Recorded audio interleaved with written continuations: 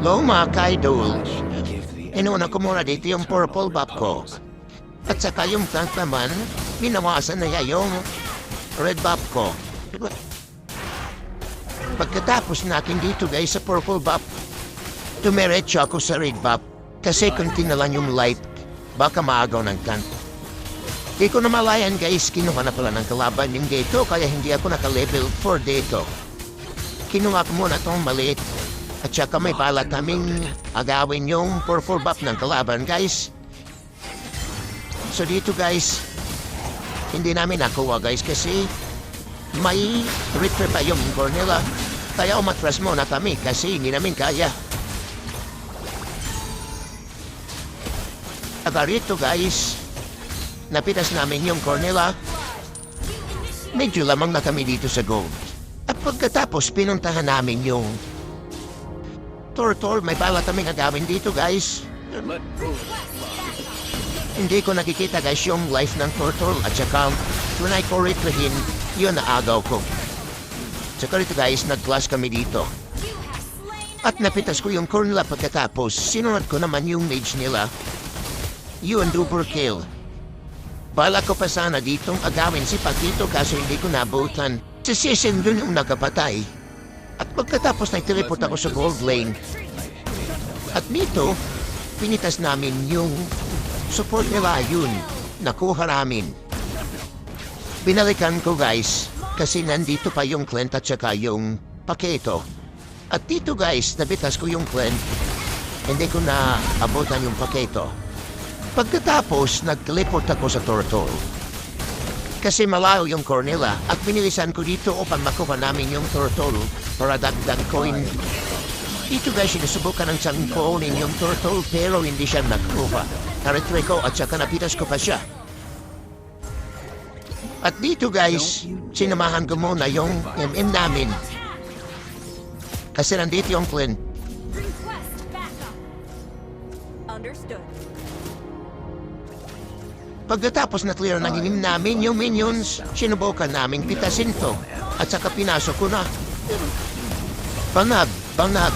Yun, kuhang-kuha. Muntikan pa at mamatay. At pagkatapos guys, dimiretso ako dito sa mid lane kasi nandito yung mga kalaban. At saka nag-clash kami dito. Yun, napitas ko yung Lancelot nila guys. Tsaka dito guys, bala pa sana akong patayin yung support nila. Kaso hindi na nagaya. At dito naman guys, nakita ko si Paki na wala ng takas kaya pinuntahan ko rin baka makasis ako. Kaso ako'y nakapatay. Baka nung nang-isipin ng mga kampi ko, core namin, key is God lang alam. At dito naman nakita ko yung support nila kaya tinangkan kong patayin. Yun, pitas ko. At timiretso kami sa building guys upang ipush namin yung core nila. Ay, ito ang nangyari guys. Yun, nag-sit yung tank namin pero walang pumasok na adampi. Muntikan pa ako doon kasi nag-ulti yung Paketo nila. Dito guys, pumapasok talaga yung core nila, hindi mapigilan. Yun, patay. At dito, kinuha ko muna yung raid buff ng karaban. Pagkatapos ko makuha yung raid ng kalaban, mukhang may binabala kata yung minch namin. Alam nyo naman yung bida, hindi rin papahuli. Kaya sumabak na rin, yun. Pitas yung Clint ng kalaban at dito guys, pumasok pa talaga si Pakito. Alam niyang hindi niya kaya, yun, pitas ko rin siya. Tapos, pinahinga muna namin ang maganda yung kalaban kasi hindi na nila kaya. At dito guys, bala ko sanang kunin yung blue kaso nandito yung si Celion, kaya binigay ko na. At saka dumiretso na kami dito sa mid lane. Yun, nakipag-class sila. Yun, pitas namin yung Pakito. At naka-double kill pa yung si Celion namin dito. Dito guys, may balak sana kami push yung mid kaso hindi pa kaya.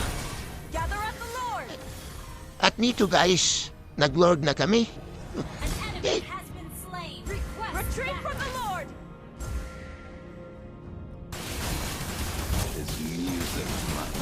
At pagkatapos namin makuha yung Lord, tumiretso kami dito sa baba. Kinuha ko muna yung raid ng kalaban habang nagkaklas niyo maradam dito.